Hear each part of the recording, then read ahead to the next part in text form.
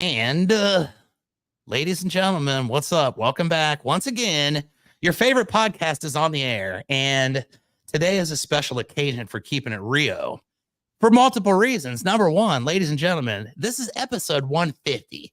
I didn't know that I was going to get past episode one, much less 150, and I'm on my way to my goal of 2,500 episodes of Keeping It Rio. That's the number one reason why I'm pumped today, but let's just be honest. Episode 50, I had a party with myself and all my co-hosts when we did this live. Episode 100 was Benny Fisher. Benny Fisher's a highly credible guy. He just talked to Gary Vee. He's got all kind of stuff. Episode 150, I've got a Hall of Famer. I've got one that belongs on the giant rocks on the wall up there, you know. She's in the Mount Rushmore, and I am extremely excited because I've been a longtime follower, but we've never really talked. So, ladies and gentlemen, with no further ado, let me welcome my guest, Miss Becca Switzer, to the podcast. How are you doing this evening, my friend? I am doing great, Chuck. How are you? I'm doing amazing. It's a beautiful day here in San Antonio. You just showed me before we hit record what's going on in front of you there. So I can't imagine how awesome that is. It is beautiful. It is also 10 degrees. Well, yeah, but you're inside. So it's only 10 degrees if you're out in the elements, right? Cut back to literally 20 minutes ago when I put Vans on my feet without socks and shuffled through the snow to take my trash down the hill, ran into a horse and had to scrape a tiny hole like this through my windshield. I was so cold. But yeah, it's beautiful out here. And we've been spoiled with a really mild winter up until now, so I really can't complain. But what's it like in San Antonio? It is pretty nasty. I've been on multiple roof inspections today. It's been raining. It's been windy. We actually have a wind advisory, which as a roofing contractor, I'm cool with wind advisory. Sure. You know, it's got to happen. A lot of 2-story houses here and a lot of 3 tabs. So yeah, if Mother Nature feels generous, I'm certainly here to accept her wealth and her generosity. Yeah. But it's been kind of nasty today. I've been out and I'm much more happy inside. So I feel that. Yep. Let's kick off our episode. So, like I said, I've been a longtime follower. I do want to say one thing up front. When I was a roofing salesman way back in the day, not way back in the day, because you're like super young and everything, but way back in the day when I was like a roofing salesman, there were just a few things that I was able to utilize at that time that helped me kind of stay in the game and kind of develop.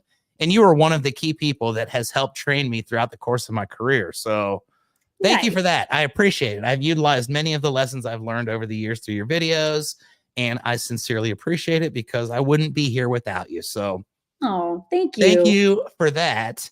That makes me happy.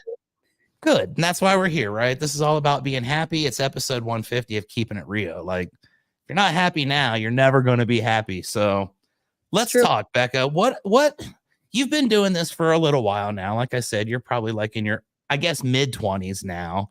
But you've been doing this for a while. And, right?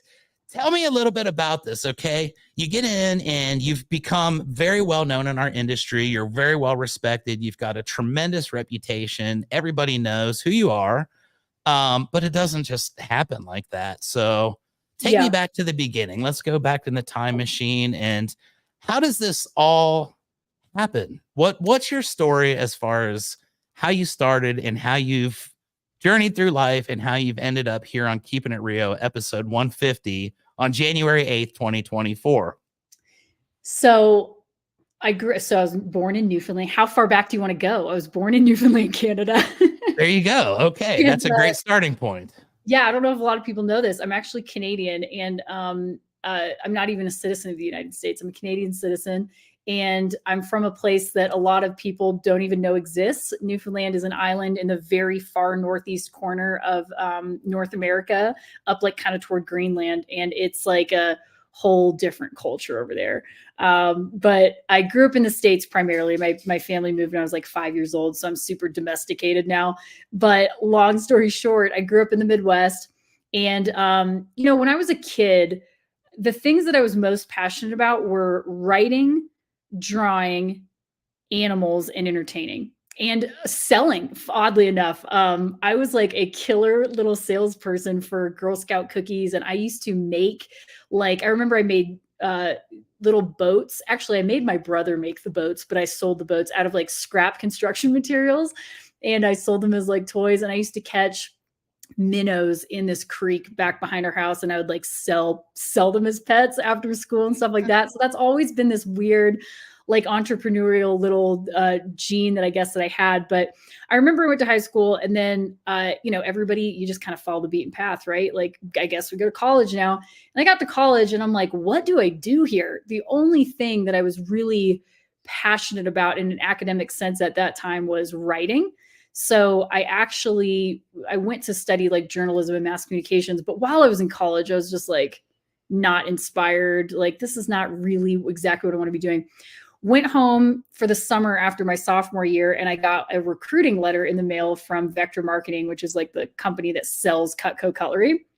Nice. And I had a friend who's there when I opened the letter, and she was like, I'm pretty sure that's a scam. I think that's like an MLM thing, with like kitchen stuff. I think my brother did it. Don't do it. And I'm like, I think I'm going to do it. And so I go to this interview, and I was like, I think I can do this. I sold knives for the summer, and I ended up making like 25 or 30 grand. My blind dog is behind me doing his thing now again. So we're just going to wait till he moves to a safe. Okay. He's standing still now.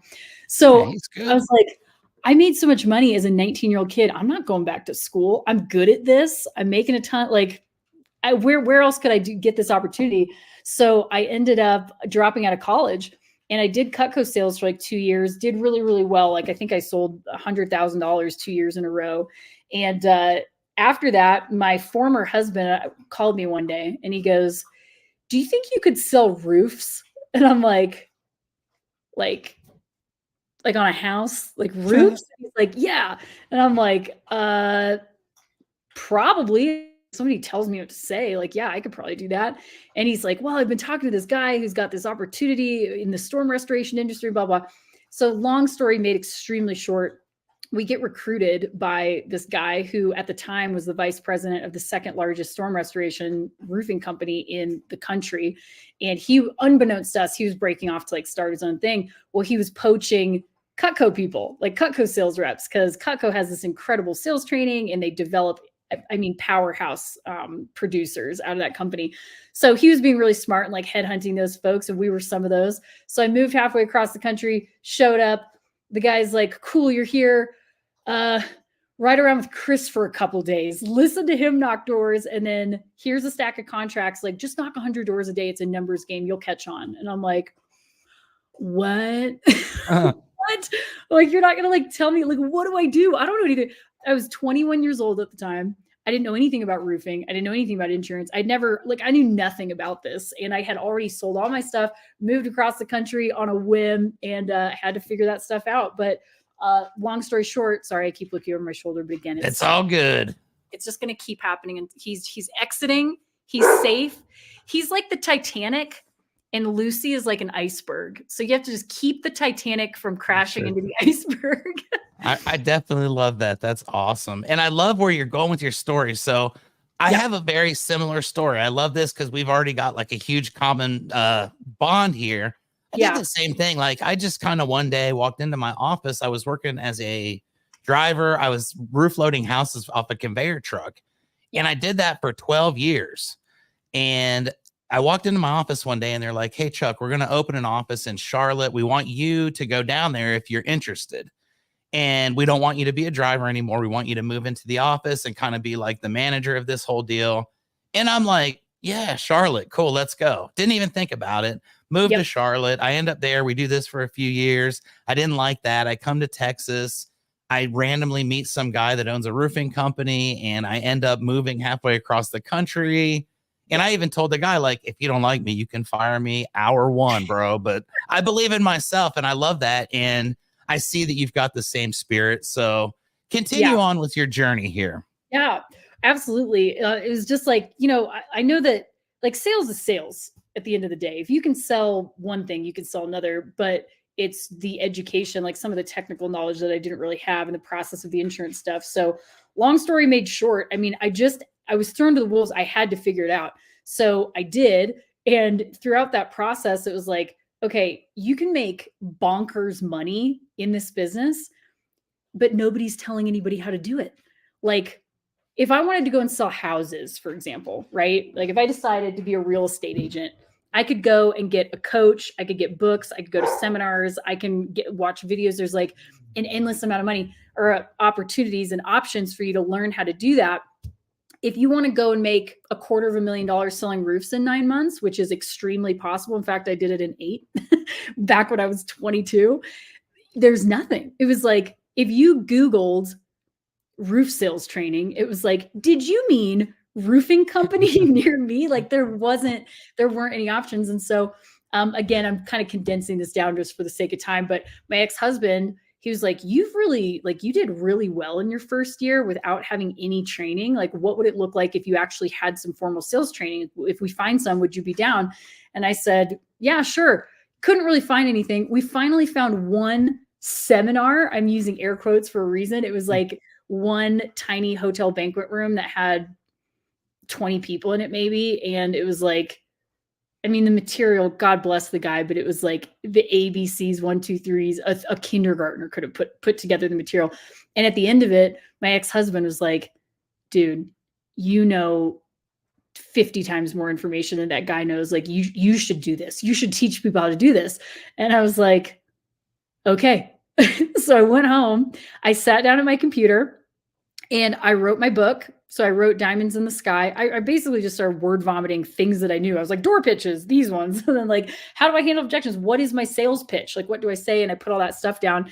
And then, I started taking that material and expanding it into even online courses. And then I started talking to business owners and realizing they needed help recruiting and their ads weren't working and people were fizzling out and stuff like that. So Roof Sales Mastery expanded into recruiting system, like a turnkey recruiting system. Anybody that takes my stuff could hire, train, launch 3 to 5 sales reps in the next 60 days. The supplement training, that was a huge thing where I teach people how to add $4,500 as a conservative average to each claim throughout the year. And, I teach the door knocking and the objection handling, the closing, all that stuff. And that's what I love to do. It's so funny. I like to look back at like when you're a kid, right? And those passions that you have that you could just get lost in doing, those really point the way to your purpose, I think, later in life. And so if you had asked me when I was like 10 or even 15 or 18, like, what do you think you're going to be doing when you're 30 or 35 or whatever? And somebody told me, oh, you're going to be teaching roof sales. I would have been like, what drug are you on? And where can I get some, right? Like, there's no way. But now I get to use my writing skills for sales copy. I get to use my sales skills and I get to teach and entertain in an industry that's kind of known for its irreverence in a way, which is like my personality. So it just all fits together. I love it. And you're so right. It does kind of have like, you just fit right in with the entire group, right? Our industry is like characters galore, personalities galore, experience levels galore, people making mistakes all over the place, people not understanding the severity of some of the things that they're doing incorrectly. And I applaud you for seeing a need in the early days, because now we've got, everybody does sales training now. I mean, I got to do sales training for roofing companies. So it's like, you open the door for people to be able to do that, but also saw the need when nobody else was really paying any attention to it. And ultimately, I think that you were on the forefront with a couple of my other friends to changing the way that our industry is becoming and what it is today, where, any given day now I can get 5, 6, 10 people call me up and just ask a question. And I think that because of the ability to now share information and realize that there's more roofs in this world than there are roofers. And if every one of us does a roof a day for the rest of our lives, there's still going to be millions before we all, make it to the end. And this mindset shift has been great. So that's pretty awesome. Before I get too far out here with the timeline, I do want to ask about your Cutco history. I always love to ask this question to people because it's always fascinating and everybody's got one. When you were doing Cutco, obviously you said 19 years old, you're trying to go out knocking doors to sell cutlery to people at their door, and they're not expecting you, and they're not really, probably not all of them are looking for Cutco cutlery. But tell me about your most memorable experience as a Cutco rep, going door to door, whether it be good, bad, crazy, just you wouldn't believe this, or, was there a particular moment where you thought I've really got the ability to reel these things in and people really like and trust me? Where was that moment at early in your career that kind of kept you moving? I got pulled over by a police officer for speeding and started chatting with him. And I ended up actually setting an appointment and selling him a set of Cutco knives. And I was like, I am invincible. There's nothing I can't do. The funny thing about Cutco though is it's not actually door to door, but it's completely cold calling referral based. So you literally start with like mom and dad, and like your friend's mom. And then you have to be good at asking him on the spot for names and numbers and referrals. And then you call those people. But I'll tell you this, something that happened to me. So my first like year or less than a year, maybe it was like 6 months or something, I was in my hometown. Like that's where I was doing it. So I had a lot of contacts and stuff like that. But then who used to be my husband now, and he was also my manager at Cutco. That's how we met. He got transferred to Kansas City, which was 2.5 hours away from where I was working in Omaha, Nebraska. And I didn't know anybody in Kansas City. And this is a completely referral based sales business. Like, what was I going to do? So we didn't have a whole lot of time. I mean, I only had maybe like 2 months before we moved down to Kansas City. And so I just started calling up all of my past customers. I was like, hey, who do you know who lives in Kansas City or within the surrounding areas? And I got 5 names and numbers. I went down to Kansas City with those 5 names. I called on them. I got appointments with like 2 of them, I think. And from there, I started and I blew up Kansas City. I got into the richest neighborhood there. If you know Kansas City and down by the plaza, like that Mission Hills area where there's multi-million-dollar homes and stuff, I just made it. I was like, okay, where do the rich people live? And I started asking people, who do you know who lives in Mission Hills? Who do you know who lives in Mission Hills? And that's how I got into that neighborhood. It's so funny. People always think like, oh, you're lucky or you just found it. You create it. I didn't have anybody in Kansas City. I had to start by asking random people for random people in Kansas City. And then I had to ask those random people, who do they know in this area, until I got to where I wanted to go. And that was a huge lesson for me for sure. Isn't it amazing what just actual hard work can accomplish, and Try being it. disciplined enough to do it? Because that's the most difficult thing. And I think most people, when they get into the roofing industry, I've gone out door knocking with a lot of people. I've gone cold calling and trying to help with that. It's just a fear of rejection, or I don't know what to say, or what if what if they say this? What if they do this? But just having the willingness to say, okay, not everybody's going to accept me, but I'm going to take my lumps. I'm going to start a whole new market in Kansas City, and I'm going to blow it up off of 2 names. Yeah. That's an amazing accomplishment for one. But during that process, you're developing yourself as a person even more and more and more, Yeah. and you're getting stronger. Your skill set's developing, and that was the Cutco element of it. So I guess what I was going to ask you is, how does the Cutco training and all of that experience translate over when you do the roofing with no knowledge? Like you said, if you can sell, you can sell, Yeah. but totally different things. You're not selling knives anymore. Now you're selling huge high ticket items. Right. What was the transition like for you, going from that into the roofing sales before you got your real success, the early stages of your roofing career? Right. How did that look? So it was funny coming from Cutco has, and I'm not exaggerating when I say this, they like when you go through their training, they tell you over and over, like, this can pave the way to your financial success in other areas. Like, this training is so good, it is worth going through. Like, it's worth having this experience, whether you do it for a month or you do it for 10 years. And they really hammer that home. When I and when you're in it, you're just like, oh yeah, this is probably just a bunch of like hoorah, like, motivational mumbo jumbo. It's not. When I came out of that and went into roofing, I took so much that I learned from the Cutco sales training into my roof sales. That was the only reason I succeeded, honestly. Like, I took a framework for how they set up, a product, a service, the preparing for the objections, how you ask again, like all of that, the closing lines, the pitch. Like, I took that and I just morphed it into something that worked for the roof sales. And quite honestly, I tell people this all the time. So I've created these like really robust recruiting systems and sales training systems for our industry now, where people can literally like post my word forward ad, follow my interview script, use my suggested compensation structure, and then run a 6-day classroom style training with a manual and a training script. I took Cutco's training. I literally took that because I had run that for a couple years myself. I wasn't just a salesperson. I was also running interviews, running sales trainings, and speaking at conferences and stuff like that. I took that booklet, the script, all of it, and I turned it into a model that worked for storm restoration. Like, they did so much of the heavy lifting for me. I have an immense amount of gratitude for Vector Marketing and Cutco Cutlery. Like, they're not kidding when they say, like, if you really invest in this, it will take you places. And it really did. It really did. So thank you, Cutco Cutlery. Thank you, Vector Marketing, for getting me to where I am today. Honest to God.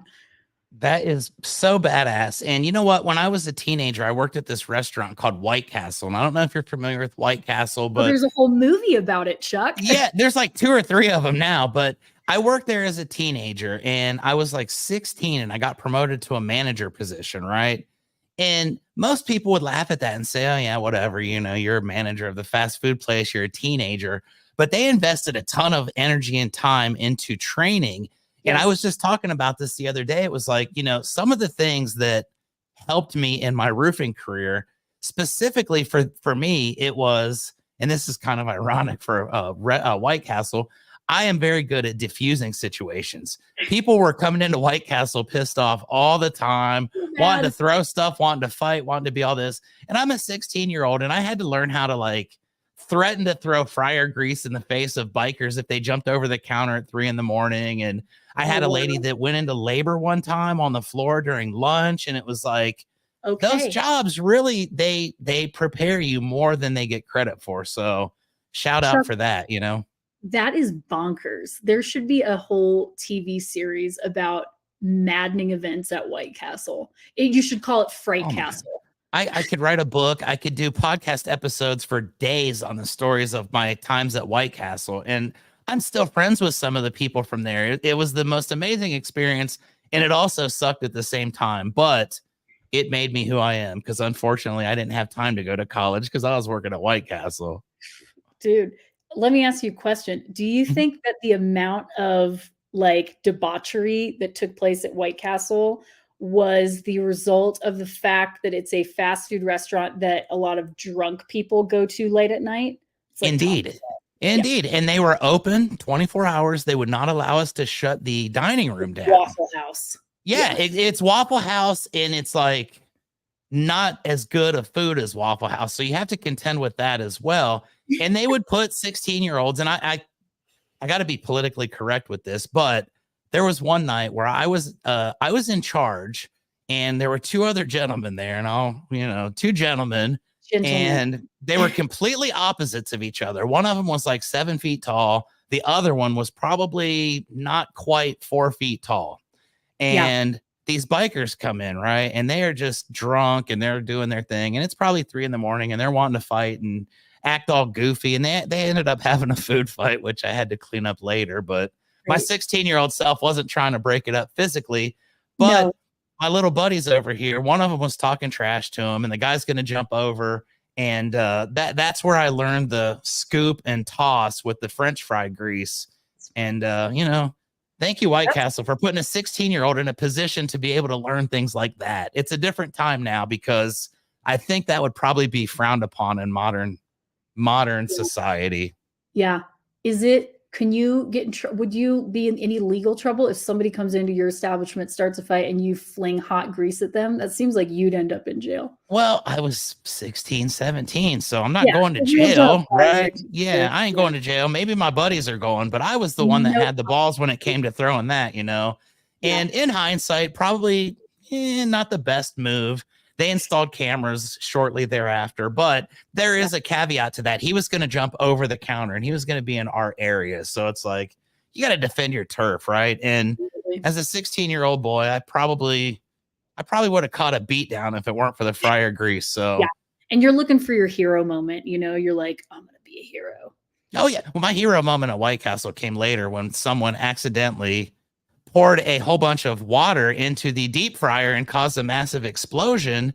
And it literally blew up into a girl's face, and she was disfigured for her high school senior pictures. So She isn't disfigured for her pictures. She's disfigured for life. she wasn't disfigured for life. And here's where my heroic moment came from. Since this is episode 150 and I've got Becca Switzer here, I'm going to tell you this.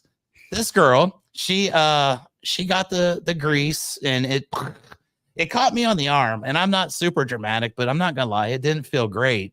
Yeah. And I had the presence of mind while the one person that was in charge was freaking out and smoking a cigarette because she was, oh goodness. I was getting cold compresses and putting it on this young lady's face. And actually, she did not end up getting permanently disfigured because of that quick action. So that's amazing. Yeah, here we are 25 years later, and I'm bragging about that. But it was a good experience. So let's get back into your story. I could tell my story all day, but I've got the special guest today. So you get back, you realize that you need that there's a need for training here in our industry. Most people get the old, here's 5 business cards and 5 contracts, knock them dead. Yeah. You start to develop these things. You're a pioneer of our industry. What do the early days of your training look like as far as being able to find people that actually are going to say, hey, you know what? She's right. We need that. And she's got credibility because she's done this. What did the early stages look like trying to get yourself up and running as a premier trainer and, provider of so many things to the industry? It's so crazy. So going backwards in time. So this would have been 2014, and I was 26, I guess. Not even 26, actually. I was still 25 because my birthday is in July, and I kicked it off in the winter before that. And I remember being I've never had this much resolve in my life. I had such a clear picture of this being a success that I was constantly just fueled by this passion in my body. I can't even describe it. It was like a fire that was just going in my chest. I was like, this is $1 million idea. I know that it is. And it was so easy for me. And to be totally honest, I was burnt out, dude. I had been busting my ass, door knocking and being a top producer. And my brain is too creative to do that over and over and over again. I'm good at it, but it was just not giving me I wasn't meeting my purpose. I was putting up numbers, but I was like, this is not exactly what I want to be doing. What I love to do is break down sales psychology. And I love to write. I mean, that's the thing that I like to do the most. I love to write. And so I sat down and I was working on this day after day after day, literally for 12 or 16 hours a day. I would just sit at the computer and write out everything. And the first thing that I knew was monetizable and advertisable in a way that people couldn't lose was teaching supplementing. Because I knew that at a bare minimum, and this is way back when the numbers have almost doubled now, right? The average roof back when I was selling was $9,000. Now it's 15 or 20 grand. So the supplement size that I was advertising was a guaranteed supplement size of $2,500. And at the time I was selling my program for $1,000. So there's no way for them to not make money, really. Right. So I did a webinar. That was kind of my first thing. And I knew that there were probably going to be some people who's who's this little blonde girl? Because I also looked even younger than I was, right? I was 25 years old. I probably looked like I was 18 years old. In fact, I think even in the beginning of my webinar, I cracked a joke. I was like, I know you guys are probably thinking, who's this 16-year-old high schooler and what could she possibly teach us about roofs, right? But I knew as soon as I started talking about what I knew, people would not think twice about my age, my gender, or anything like that. So I was just like, hey, and I started talking about what I knew and what I had learned through this adjuster negotiations process, and I blew people's minds and they started buying. And then I remember the guy that had taught me a little bit about Facebook marketing at the time, he's like, double the price. And I'm like, are you sure? And he's like, yeah. So I doubled it. And then people kept buying it. And then I doubled again and I doubled it again. And then throughout that, it was I started realizing the value in what it was that I was offering. I just did a call today with a guy out in Texas, and their company does 500 roofs a year. So pretty decent sized company, right? And nowadays I advertise it like my supplement. This is not supposed to be an advertisement, by the way. I'm just literally breaking down to answer your question. Like, how do I position this to people? This guy does 500 roofs a year. And my guarantee is that a chimpanzee who throws his own poop for sport, following my program with 2 brain cells to rub together, will get an average supplement size of $4,500. So I did the math on that. His company, I can guarantee that that's how much money I'm going to add to their bottom line this year. $2.25 million to claims that they already have. By the way, that's profit. That's not revenue. Supplements, you're already making money. Like maybe you're making 25% profit, but you're still making money. That's a profit number. So when you show people numbers like that, you know, think about even the guy that gets on the call who only does 75 roofs a year because he's a one-man show. I show him I can help him add $4,500. He's going to put $338,000 in profit in his year this year. That's probably more money than he made last year. Right. Absolutely.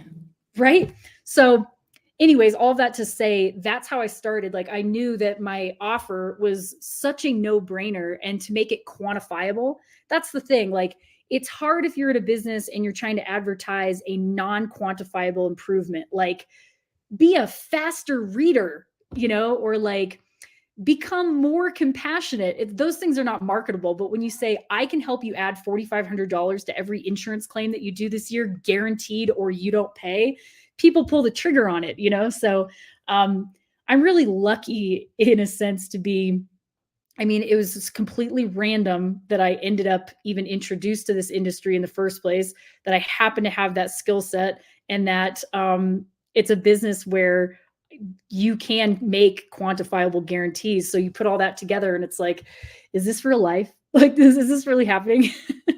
That's awesome. such an amazing story. And it's like, you know what? You are the perfect person for it. It was your destiny for this all to happen the way that it did. And, you know, your experiences throughout the course of your life have led you to this. Yeah. And I think that's the most beautiful thing, because when you see someone create something and watch it grow and develop, and, you know, I was telling you before, I've been watching your videos for a long time. So I know how long you've put into it and how much effort, and still to this day, I see your videos and you've got the energy, and it's like, you know, she really loves what she's doing. And I think, you know, the old adage is, if you love what you're doing, you never work a day in your life. Yeah. But I know that to also be fictitious, because you don't love it every single day. There are some times where it's like, you know, things get overwhelming, things can be frustrating, you could be having a bad day. But as you start to develop and you start to really watch your brand grow, and you start to see your clientele start to multiply, at any point in time, did you get like freaked out or scared, thinking, uh-oh, like, how big is this going to get? Am I ready for this? Am I capable of taking this on? Yeah. And did you ever think about quitting? I've never thought about quitting exactly, but I will tell you. So back in 2017, I left my marriage, and I had the hardest year and a half of my entire life. Like I was not doing okay. And I literally, like, it was taking me every ounce of energy to even get out of bed, let alone run a 7-figure business, you know, by myself, which which I still do, by the way. Every single thing that you see for Roof Sales Mastery, I do. I built the website, which isn't that good, but you know, I write the sales copy, I do the sales calls, I make the content, I record the videos, I edit, I do all of that myself. And that, I am my worst bottleneck. I'm like the classic person who has a vision too clear to let anybody else do anything. And maybe I'm telling myself this and it might not necessarily be true, but to me, I have become the brand in a way that doesn't really make room for anybody else to come in and work to be customer facing. And I don't think that most people, like, I couldn't just hire a salesperson and be like, sell my program. Like, there's so many nuances. You have to know so much about our industry and about our clients' pain points to be able to answer questions and like empathize with them and sell what I've made. And I'm also the creator of the system, which makes it hard. So like, I am the bottleneck in my business for sure. Maybe someday I'll relinquish control a little bit more if the right people come along. But to answer your question more specifically, it's not that I've ever thought about quitting, but I think everybody gets to a point where you're just kind of burnt out on the topic of whatever it is that you teach. Like, It's been good to find ways to sort of shift my focus and break things up. Like for a long time, it was like supplement training. That's what I was doing. Supplement training, supplements. And then I got really more into the recruiting and sales training. And that kind of gave me like the relief valve where, okay, I get to focus on a different area of the business that is new. And I get to think about new ways to market it. And I'm talking to a lot of business owners, and then I got into doing speaking events and coaching. And that was like a new way. So you almost have to like find new methods to your madness. My blind dog again. We'll just come down here with him so that you don't get burnt out. Yeah, exactly. Stimulation is key. And I can appreciate that. I burned myself out earlier this year and I took a 6-month vacation. Really, I went to Florida for 3 months. I did some cool things. I got to work as a part of a conference and meet a whole bunch of cool people. And in that time, I re-energized and I got myself feeling good again. And it was like, okay, every once in a blue moon, you burn yourself out. And to me, I can recognize that you do all this stuff because you are the face of your brand. And it just doesn't work if, hey, this is my associate and, she's going to teach my stuff.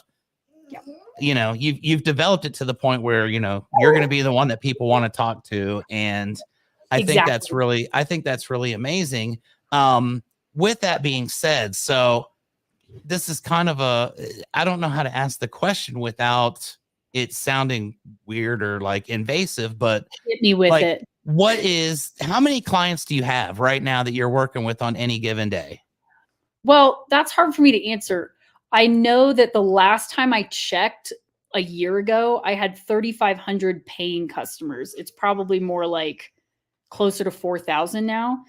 But that also includes people who've like bought my book, have bought my all-inclusive business owners package. Maybe they've bought something smaller.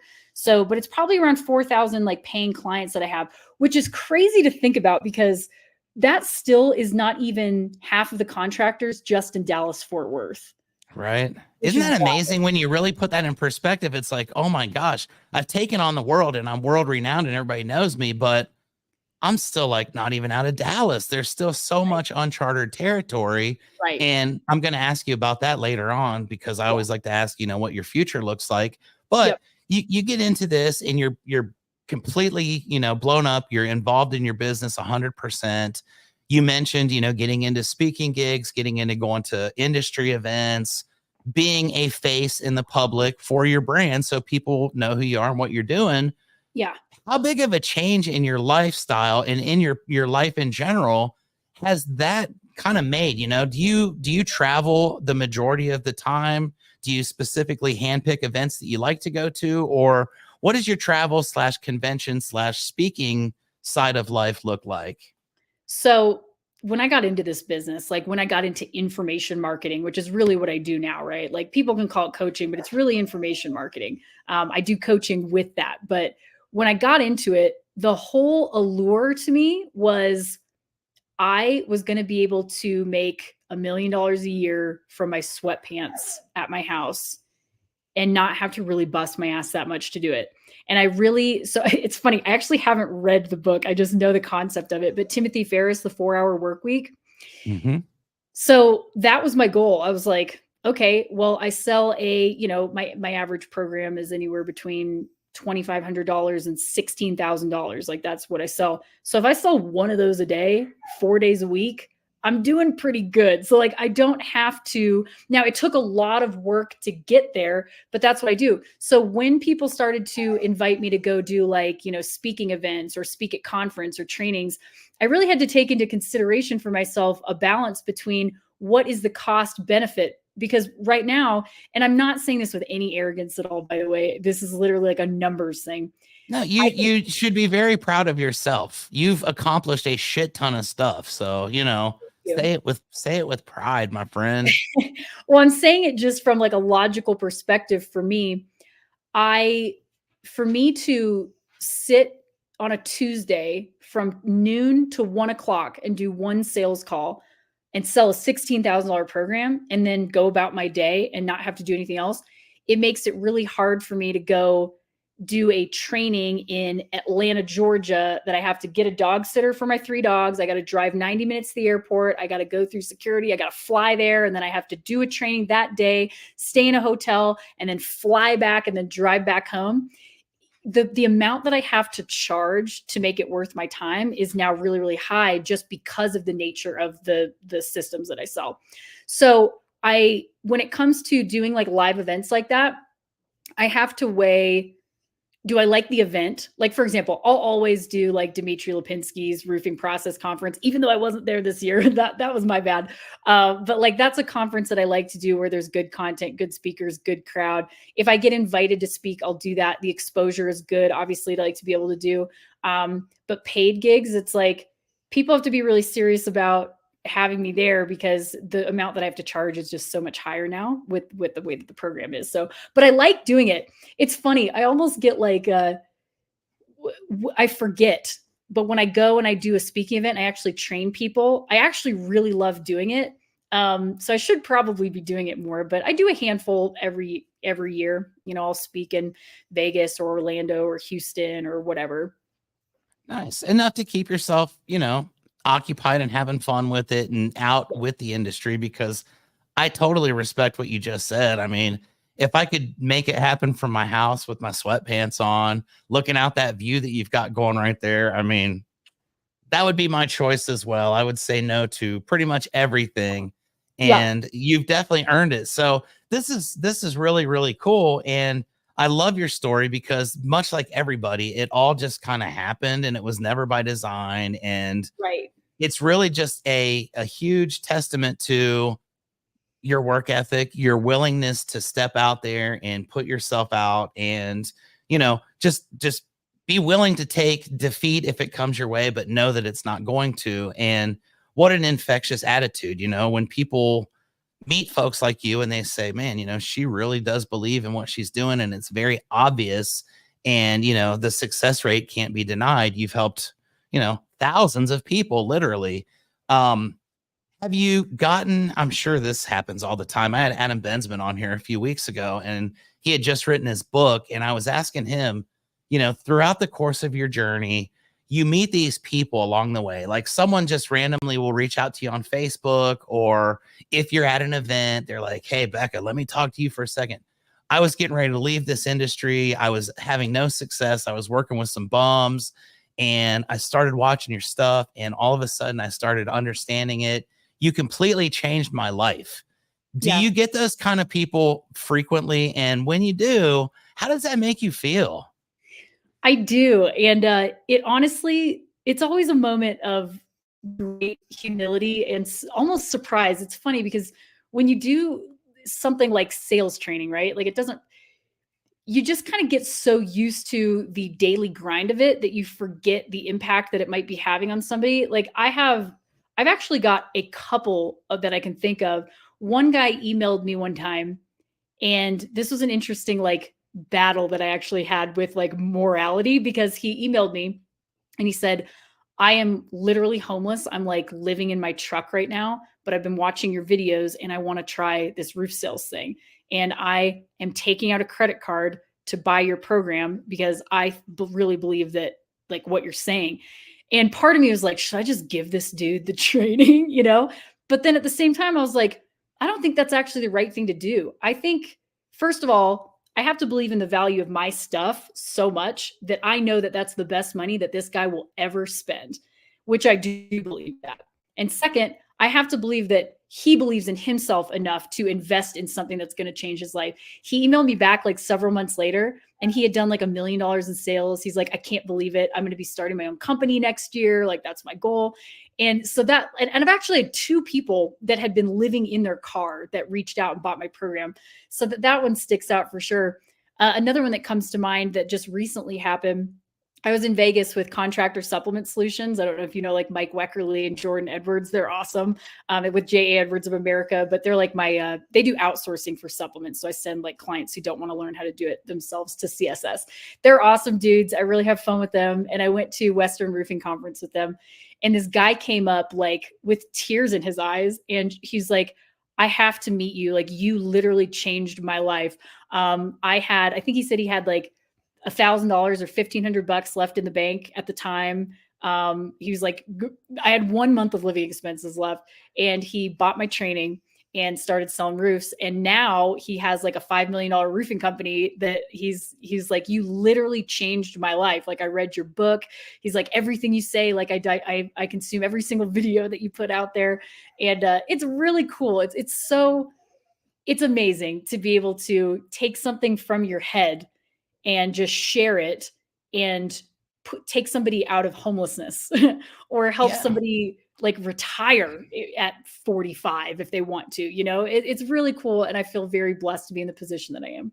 Yeah, and it's so incredible because you've probably impacted so many thousands of people that you'll never hear from, but in the background, you just realize this is life-changing. It's not people talk to me all the time on my podcast, and I'm like, I have no credibility to do a podcast. I'm a roofer with like barely a high school education, but I like to talk, and people seem to, be okay with joining me for conversations.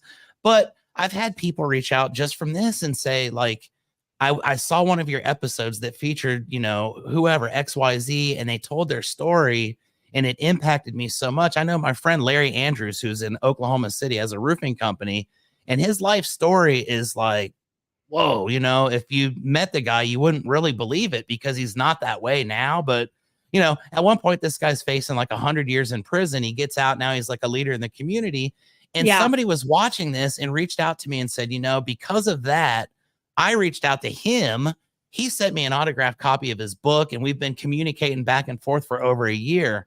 And I thought, man, like, that's insane, because that was a deep story. And if that really affected you to that point, you've probably got a pretty dark history going on as well. And it's life-changing, like, I created this just for fun, and it was a kind of a joke.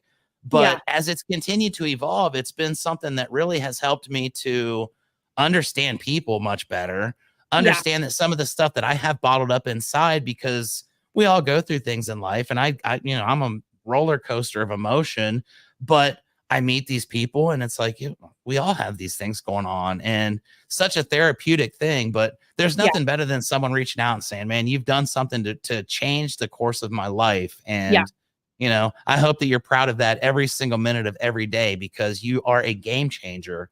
And I would like to say that as you're continuing to change lives and do all that stuff, that there was a little bit of a backstory behind episode 150. And we're getting to the 47-minute mark. I told you I like to keep it around an hour, so I have to kind of start time management here. We talked just very briefly about this before you came on the air. The reason why I reached out to you for Keeping It Rio is very unique. Number one, because I didn't actually reach out to you. I kind of indirectly mentioned your name in a Facebook post. But a couple weeks back, my friend Marquise, who has a roofing podcast, Roofing on the Rise, he was going to be doing a live giveaway with Mike Abernathy. And we were just kind of talking about what was going on. And he mentioned that someone was going to be doing something, and Marquise and I kind of made a little bit of an impromptu bet. So real quick, before I get to the final stages of our program, I would like to share this video clip, and I hope Marquise is cool with it, because it's totally not my podcast, but it's his. I'd like to share this with the guests so that you can see. And then I do have a little sound effect, because this is episode 150, and I feel like it's worthy of all the celebratory shenanigans I can find. So Let's watch this real quick. Let me walk you through this process. This is Marquise and Chuck. I think it was about a month ago on Roofing on the Rise. So here we go. All different kinds of products. I know there is Becca Switzer has donated something from her Rolodex, right? Nice. Something Becca Switzer, highly is credible. Another person, if you would ever credible. like to be on Keeping It Rio, hit me up. Actually, I think I've asked the same question, but she's super exclusive. We would both love to have you. We'll have to have a contest then to see who gets her first. Secure the. All right. I got you. Becca Switzer, you know what's up. Yeah. All right. So that's my love with Marquise. We had a good time there. And as you can see, I do have the lovely Becca Switzer on my show, and I don't believe you've been on Marquise's podcast yet. So I would like to add one other thing, and this is not my voice. It's not me, honking my own horn, but I have a little sound bar here, and I'd like to press this one button just to see what this thing says. And Oh, Chuck's the man. there you go. So Chuck's the man. I appreciate everything. That's just a moment of levity because, you know, we were just 'Cause I having a win. good time on a Saturday morning. And yes, if I would have lost, I probably would have been a little sour, but it's all in good nature. So I definitely appreciate that. And it has been an amazing conversation. I'm going to have you back on the podcast sometime down the road. Cool. I want to kind of start winding down out of respect to your time. I know you've got your family there that's chilling, and they're going to wake up at some point. So the energy that we've brought has been great. Let me ask this. Anybody that's watching this program right now, they're inspired by you. They want to, well, actually, I do have one other thing I want to ask first, if it's cool. If we run over like a couple minutes, would that be all right? Totally fine. Okay, so you are a pioneer in our industry. You're a leader. You're molding and changing lives. You are also a female leader in our industry, which I always love to talk to the female leaders in our industry and ask this question because I've been in it for 25 years and I've seen it evolve, and I think it's a beautiful thing. But as a female leader in the industry, how does it make you feel knowing that you have probably inspired a lot of the newer females that come into roofing that probably never would have even considered it had they not recognized, hey, here's someone that took the shot. She's doing it. You're actually leading, you know, not just roofing, but you're leading like your entire gender into the, you know, majority male type industry historically. How does that feel for you? And have you had a lot of blowback from dudes who don't like to accept the fact that they're getting shown up by a girl? That's so funny. Yeah, it's just a kind of a surreal feeling to be like, wow, me sharing stuff, it makes somebody do something, like inspires somebody to do something or like take a leap into a male dominated industry or whatever. I get a ton of messages from women who are like, I want to do this, you know, like, I think I can do this. Or do you think I can do this? You know, I'm a school teacher, but I really want to try this summer. Or, you know, my husband is a firefighter and he wants to quit and have better hours. And we're thinking about getting a roofing together. It's amazing. It's so funny. It just makes me think of this quote by Dr. Seuss that I use all the time. He says, you've got brains in your head, you've got feet in your shoes. You can steer yourself any direction you choose. It doesn't matter if you're a dude or a girl. Like, sales is literally just walking around talking to people. I mean, that's it. And women naturally, generally speaking, are even better at connecting and empathizing and communicating, right? And understanding people's needs and feelings. We just kind of have like that gift, and intuition plays a big part of it too. When you're closing, it's like, how in tune are you with your customers and where they're at? What needs to be said? What do we need to slow down on? What do we need to go back over? I feel like a lot of women, and again, this is such a huge broad stroke, right? It's a generality, but women they're good at sales, dude. Like, there's no reason that, unless you're like afraid of climbing a ladder or you physically can't carry a ladder or something, there's no reason that more women shouldn't be doing this. Like, it's just walking around talking to people. And I've not had any blowback from men about having women in this industry. In fact, I get emails from men occasionally, and more frequently now even, where they're like, I want to hire a team of women to canvas and close deals for me. Like, you know, they're like, that's my focus, is to have a team of women. I actually just had another thing too that I could share. I wrote it down because it meant a lot to me, but Dennis Rosales, he is one of my clients and followers. It's just like a really awesome guy. He has just been somebody that I've been in touch with a lot, like throughout his journey in the roof sales business. And he's got some young women who are like his daughters that he really wants to inspire and have an entrepreneurial mindset and stuff like that. And somewhere in here, I wrote it down in my journal because it really meant a lot to me. Let me see if I can find it without having to go too far back. But he had shared a post, because I often share, you know, I share a lot of content, but I also share a lot of like my deeper inner thoughts on my social media, like my journal entries and stuff like that. Gosh, I hope I can find it. If not, I'll just paraphrase. But he had mentioned that here it is. He said, Becca, I often share your posts with my daughter, Poppy, as she is purposed and driven, as I imagine a young Becca once was.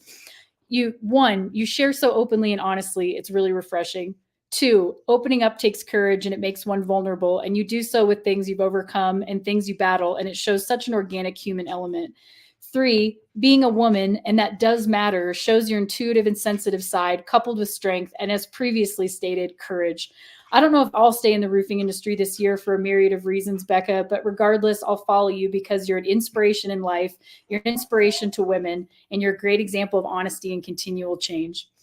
And that just meant so much to me. Like, to think too that there are fathers out there that are like sending their daughters to just look at things that I say. Like, it's crazy to, something you said earlier, I wanted to remark on, I'll just say it now, but I read something once that said, your story will someday become somebody else's survival guide. And so it's really critical, I think, that we share our journeys, our losses, our wins, our mistakes, our questions, publicly, because we're all human beings. We're all trying to succeed, learn, grow, change, overcome. And we are each other's examples. We are each other's lighthouses and guides and coaches and inspiration. And so I embrace that now. Like, I'm very aware of the impact that we can have with what we share. Yep. What a beautiful thing. That was absolutely awesome. Thank you for sharing that on Keeping It Real. I'm going to clip that and play it for sure, because that's exactly why this is so cool. And that's why, people look at roofing and it's like, no, really, we don't ever talk about roofing, and roofs are roofs. Yeah. And there are enough podcasts that talk about that. Mine is about life, and it's about how we change and how we evolve and how our experiences help others. And this has been just an absolute amazing hour. This is one of my favorite episodes of all time, for sure. I have a couple things to wind down with. Number one, where do you see yourself 10 years from now, professionally, personally? What does Becca's life look like if everything goes according to plan, which obviously none of this was part of the plan to begin with. So can't bank on any of that. But if everything goes according to what you would love to see happen, what does that look like for you over the next 10 years? I am going to become a best-selling author on spirituality, consciousness, and existentialism. That's like my actual passion. I spend so much time, almost all of my time actually right now, that's not doing this, exercising and taking care of my house, is spent studying, reading, writing, and thinking about how I exist, consciousness, like the spiritual journey. And I have another account on Instagram that I don't do a ton with. It's really just the concept. I post like some journal entries and thoughts and things like that right now, but it's eventually going to be a book. But it's called Nirvana by Nature, Practical Spirituality and the Authentic Human Experience.